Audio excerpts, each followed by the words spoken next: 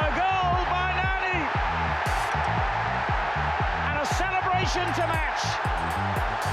Golo extraordinário de um grande jogador. Depois desta, o Ricardo. Fica essa nota, Luís Filipe Scolari mais uma vez sublinhando e apelando à concentração dos jogadores enquanto os... Et depuis pratiquement 20 ans, Cristiano Ronaldo accapare le feu des projecteurs au Portugal, en Europe et dans le monde entier. Durant les années 2000, les Portugais avaient projeté deux autres pépites censées être du même niveau que lui. Leurs noms, Luis Nani et Ricardo Quaresma. Deux ailiers dotés d'un potentiel prodigieux, caractérisés par leur dribble fantasque. Deux parcours miroirs, noyés sous un océan de pression, avec un arrière-goût de promesses non tenues. Deux individualités avec le nom d'une légende pour épée de Damoclès au-dessus de la tête. Comment l'ombre de Cristiano Ronaldo a-t-elle étouffé les parcours de Nani et de Quaresma? Avant de découvrir l'histoire de ces deux destinées croisées, abonne-toi à Megafoot, le meilleur du foot en vidéo. Luís Figo et Cristiano Ronaldo. Le centre de formation du Sporting Portugal est réputé pour avoir sorti son lot de joueurs accomplis.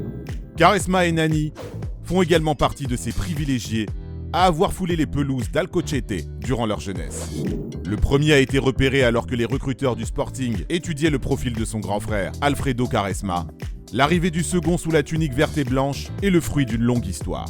Alors qu'il s'entraîne sous les couleurs du Benfica et du Sporting au même moment, Nani est convoqué par les deux clubs rivaux le même jour et à la même heure pour disputer un tournoi. Malgré la promesse incertaine d'un contrat professionnel, Nani choisit finalement le Sporting. Ce dernier considère qu'il fait déjà partie intégrante du club, notamment grâce aux amitiés qu'il a nouées avec Miguel Veloso et Varela.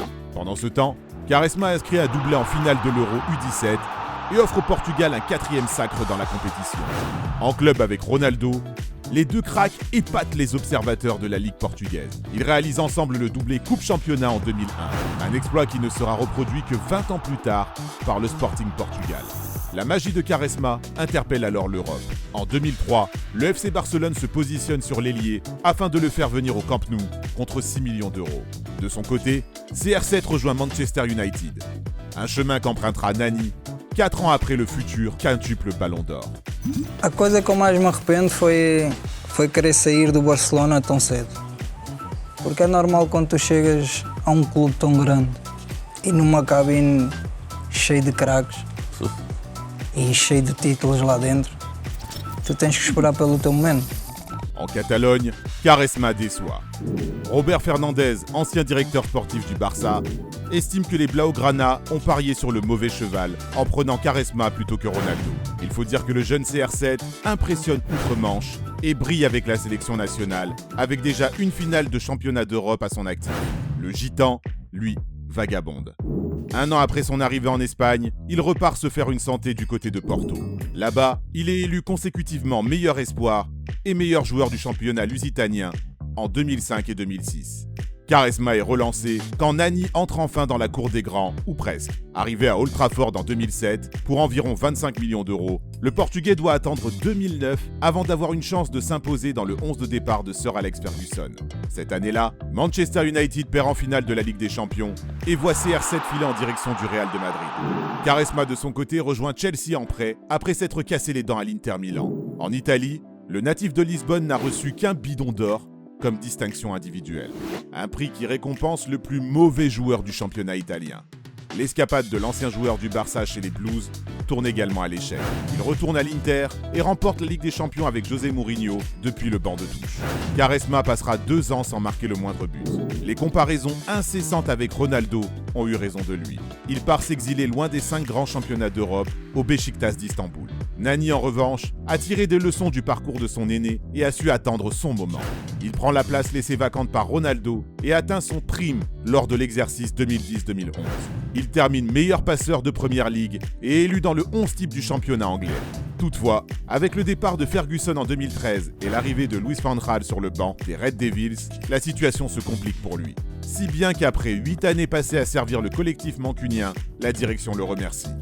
Il retourne à la case départ en 2014 au Sporting sous forme de prêt. En Turquie, Quaresma est en pleine descente aux enfers. Sa relation avec le président du Beşiktaş, Fikret Orman, est plus proche de la comédie dramatique que de la romance. Tout part d'une prolongation de contrat où les dirigeants stambouliotes, frappés par une crise économique, ont demandé aux Portugais d'accepter une diminution de son salaire. Une requête refusée par Quaresma. Fikret Orman ne manquera pas de répondre à cet affront en déclarant vouloir cacher la carrière de son joueur. Quelques semaines plus tard, Quaresma est accusé d'avoir uriné dans les vestiaires, puis sur un responsable du Beşiktaş, avant de se montrer entièrement dénudé devant un employé du club. Évidemment, le joueur de 29 ans nie en bloc, mais son tempérament de feu joue en sa défaveur. Une altercation physique avec un policier turc, peu après le premier incident, le condamne définitivement.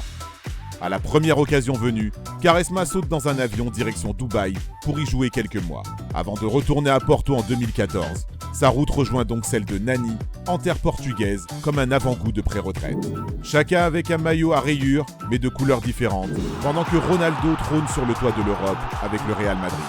En 1 an et demi, Quaresma inscrit 20 buts et 14 passes décisives avec les Dragons. Nani, lui, ajoute 9 buts et 7 passes décisives dans sa besace avec les Lions à l'espace d'une année.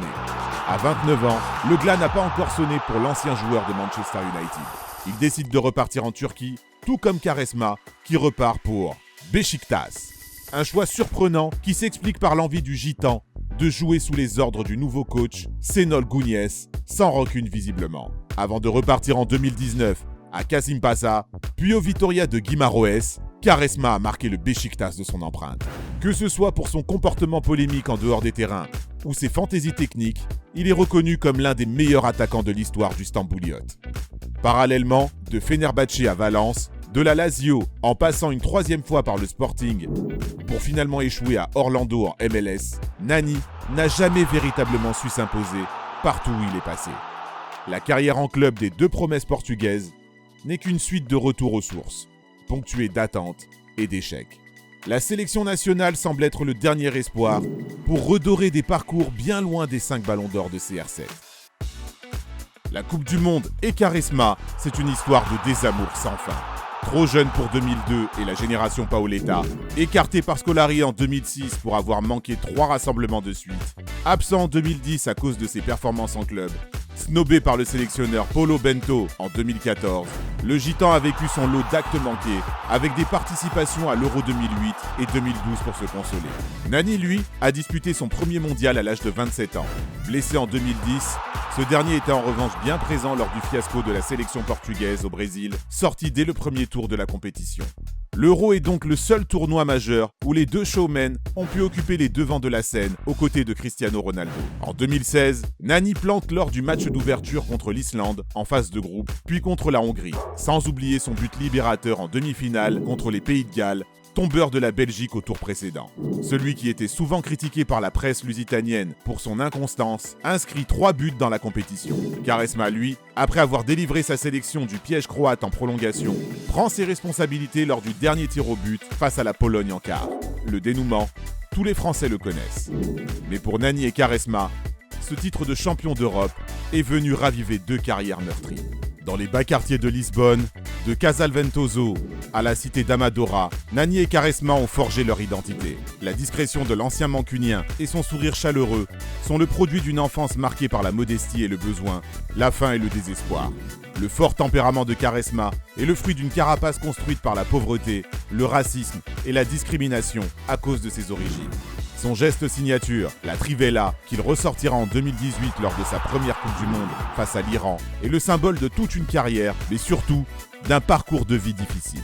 Metia muito os pés por dentro e na altura tinha que ter dinheiro para andar nos médicos para me tratar e esse dinheiro não havia.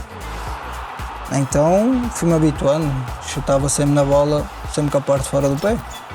Loin des attentes qu'on leur prêtait, loin de la carrière du monstre de Madrid, ils se seront hissés à son niveau au moins une fois. Ils ont illuminé les terrains d'Europe, mais les beaux gestes, les échecs et les succès ne suffisent pas à résumer la carrière des 2 génies déchus du Sporting.